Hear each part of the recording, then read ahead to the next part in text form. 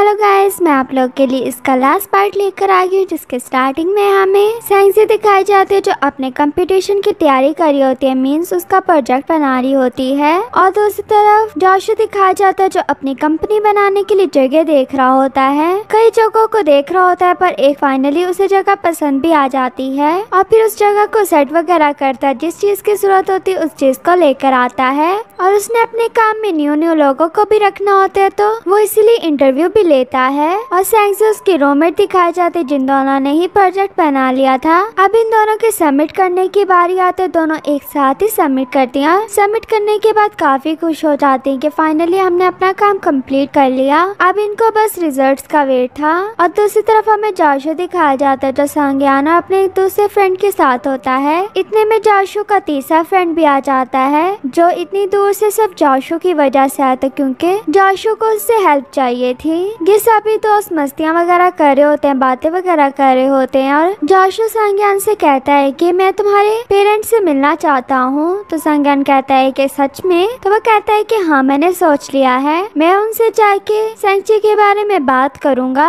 और देखो हम फैमिली बन जाएंगे और तुम मेरे भाई बन जाओगे। इसी तरह उसे भाई भाई कह कर तंग कर रहा होता है। बाकी दोस्त भी सांग्यान को तंग करने लगते हैं। इतने में जोशु को सैंक्सी की कॉल आती है, तो सैंक्सी की कॉल उन्हें दिखाकर कहने लगता है कि तुम लोग तंग तो नहीं होगे? तो सभी कहने लगते हैं कि हाँ हम होंगे, पर फिर भी जोशु उनके सामने कॉल अटेंड कर लेता है और सैंक्सी से बात वगैरह करता है, उससे खाने वगैरह का पूछता है कि तुमने खा लिया। और सभी दोस्त उसको देखे जा रहे होते हैं कि देखो किस तरह बातें करने लगे हुए हैं। अपनी सिस्टर की कॉल के बाद सांग्यान उसे कहता है कि फिर कब आ रहे हो मेरे घर पर? तो वो कहता है कि जब भी तुम्हारे मॉम डैड फ्री हो तुमने मुझे बताना है, उन्हीं से तुमने टाइम लेना है। और फिर जोशु को टाइम मिल जाता है, सैंक्सी के घर पर पहुंच जाता है। उससे आगे से लेने के लिए सांग्यान आता है, तो सांग्यान को कहने लगता है कि तुम मेरे साथ बैठोगे और तुमने वहाँ पर कोई भी उल्टी सीधी बात नहीं करनी। तो वो कहने लगता है कि ठीक है, नहीं बोलूंगा, और उसको अपने साथ अंदर ले जाता। अंदर जाते साथ ही सबसे पहले मिलने के लिए सैंक्सी की मॉम आती हैं, जो से कहने लगती कि तुम इतना सब कुछ क्यों लेकर आए हो, इसकी कोई जरूरत नहीं थी। और फिर इसके बाद सब इकट्ठे बैठकर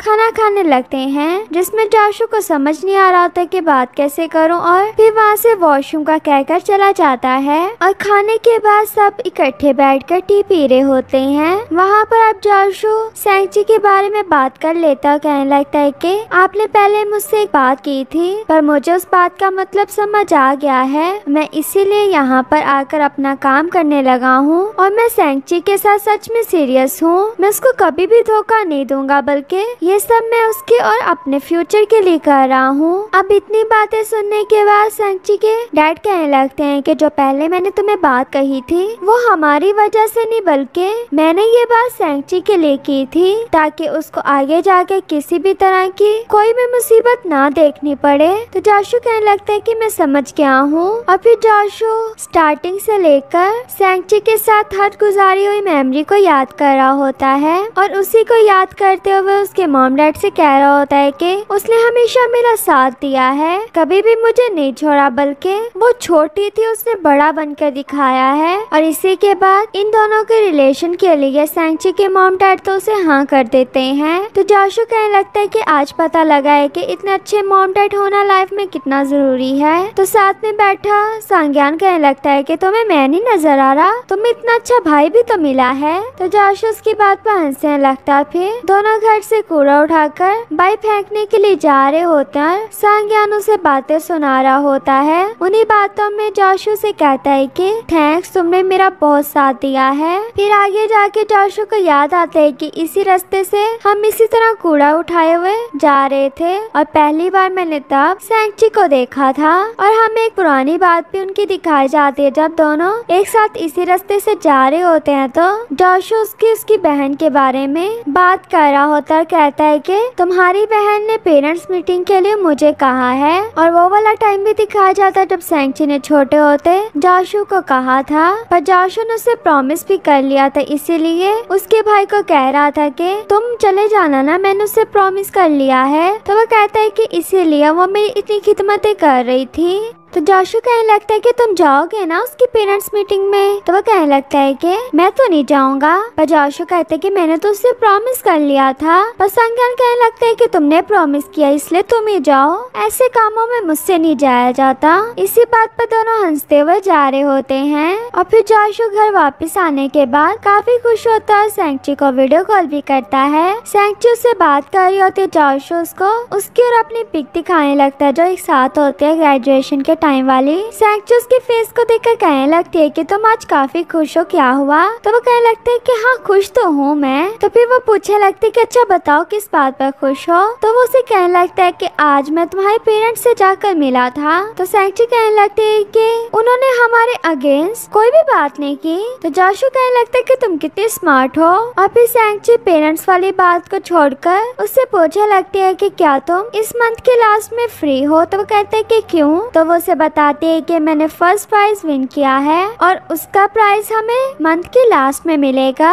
तो तुम क्या यहाँ पर आओगे? तो जोशु कहने लगता है कि नहीं मैं नहीं आ सकता, अभी अभी मैंने कंपनी स्टार्ट की है तो मुझे बहुत से काम है, तो सॉरी मैं नहीं आ पाऊंगा। तो सेंगची कहने लगती कि कोई बात नहीं। और फिर इनका वीडियो कॉल वाला रोमांस स्टार्ट हो जाता है और इसके बाद प्राइज वाला डे भी आ जाता है जहाँ पर सेंगची मोबाइल यूज कर रही होती है। उसको जोशु का मैसेज आता है कि क्या तुम्हें प्राइज मिल गया? तो वो कहती है कि नहीं अभी नहीं मिला। उसकी फ्रेंड पूछने लगती है कि तुम्हारा बॉयफ्रेंड नहीं आया? तो वो कहती कि वो थोड़ा बिजी है। और जोशु के मैसेज को सेंगची इग्नोर कर रही होती है। फिर उसे एक पिक बनाकर भेजने लगती है। इतने में पीछे से जोशु के आने की वजह से कुछ लड़कियां कह रही होती कि ये लड़का कौन है इतना हैंडसम। और जोशु जो सेंगची के क्लोज में आकर कहता है कि तुम क्या अपनी क्लासमेट्स को मेरे बारे में नहीं बताती कि मैं तुम्हारा बॉयफ्रेंड हूँ? पर सेंगची तो उसे देखती रह जाती है। और जोशु से पूछता है कि क्या साथ वाली जगह खाली है? तो सेंगची की फ्रेंड कहती कि हाँ हाँ खाली है, आप बैठ जाओ। तो जोशु साथ में बैठ जाता है और उसको मैसेज करने लगता है कि तुमने इतना कोई रिएक्ट नहीं किया,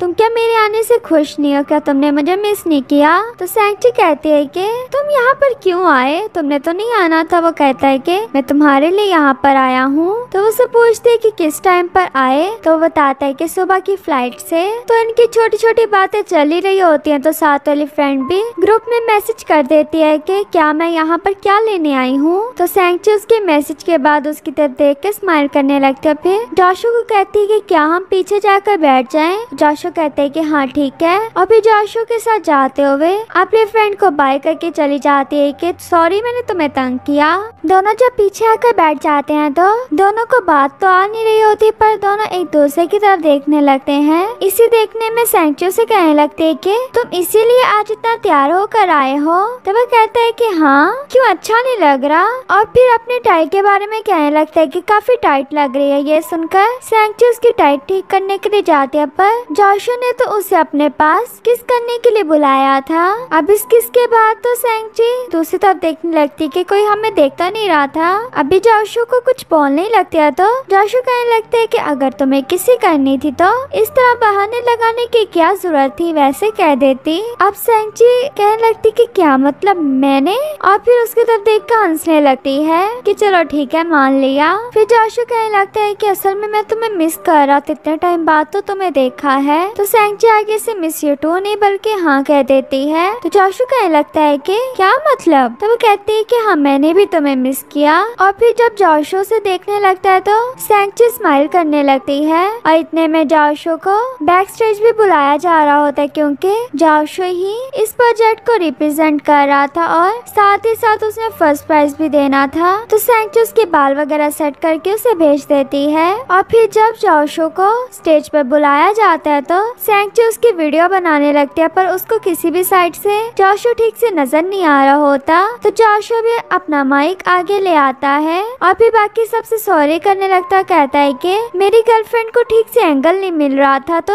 आई थिंक मुझे लगता है कि आपने उसको ब्लॉक किया हुआ है। ये सुनते ही जो आगे खड़ी थी वो साइड पर हो जाती है और सेंगची तो इस बात के बाद जल्दी से अपना फोन रख देती है और बाकी सब फ्रेंड्स तो उसके लिए इतना खुश हो रही होती हैं। और फिर सेंगची के प्रोजेक्ट को चलाया जाता है जो प्रोजेक्ट सेंगची और जोशु की लाइफ पर ही था। जोशु को तो वो प्रोजेक्ट काफी अच्छा लगता है। फिर कहता है कि फर्स्ट प्राइज की विनर सेंगची को स्टेज पर बुलाया जाता है। जैसे सेंगची उठकर स्टेज पर आती आती है तो जोशु उसे प्राइज देता है। फिर उनकी एक ग्रुप फोटो होनी होती है जिसमें जोशु सैंगची को पकड़कर पिक बनवाता है। और फिर ये सब जब ग्रेजुएट हो जाते हैं तो इस चीज को सेलिब्रेट करने के लिए सभी बाहर आते हैं। इनके साथ जोशु भी होता है जो इनकी वीडियोस वगैरह बना रहा होता है। और फिर सब जब थक कर लेट जाते हैं तो खुश भी हो रहे होते हैं कि हम ग्रेजुएट हो रहे हैं, पर उदास हो रहे होते हैं कि हम इलादा हो जाएंगे। इसी में सैंगची निंग के बॉयफ्रेंड के इशारे को देखते हैं कि निंग को यहाँ से भेजो।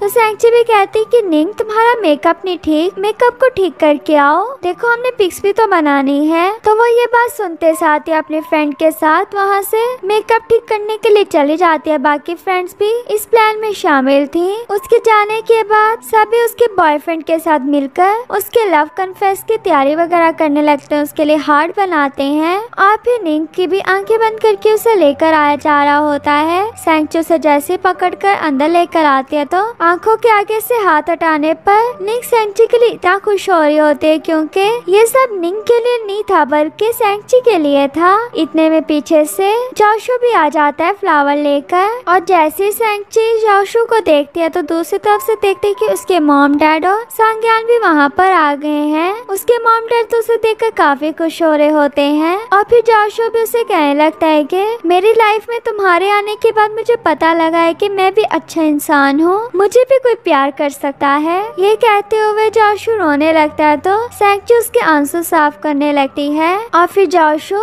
नीचे बैठ के उसकी तरफ रिंग करता है और कहने लगता है कि क्या तुम मुझसे शादी करोगी। सभी उसे कहने लगते हैं कि हाँ करो, उसके डैड भी कहते हैं कि हाँ करो। तो सैंगची जोशु से फ्लावर पकड़ लेती है और फिर अपना हाथ भी रिंग के लिए आगे कर देती है। जैसे सैंगची रिंग पहन लेती है तो सभी उसके लिए बहुत खुश हो रहे होते हैं। और फिर सभी कहने लगते हैं कि किस करो। और फिर जोशु और सैंगची दोनों किस कर लेते हैं। दोनों इसके बाद घूमने लगते हैं। जोशु कहने लगता है कि तुम्हें एक और बात बताऊं, मैं भी तुम्हें तुम्हारे लाइक करने से पहले लाइक करता था। और फिर हमें इनकी मेमोरीज दिखाई जाती हैं। इन मेमोरीज के बाद सैंगची जब अपने रूम में जाती है तो जोशु उसकी पहले से चीजों को देख रहा होता है। जैसे जोशु सैंगची की तरफ देखता है तो उसको वही पहले वाला जोशु याद आता है जिसने पहली बार सैंगची की तरफ ऐसे ही देखा था। और फिर जोशु से पूछने लगता है कि तुमने अभी तक एक स्टार क्यों रखा हुआ है, अब ऐसा क्या रह गया है जो तुम छुपा रही हो।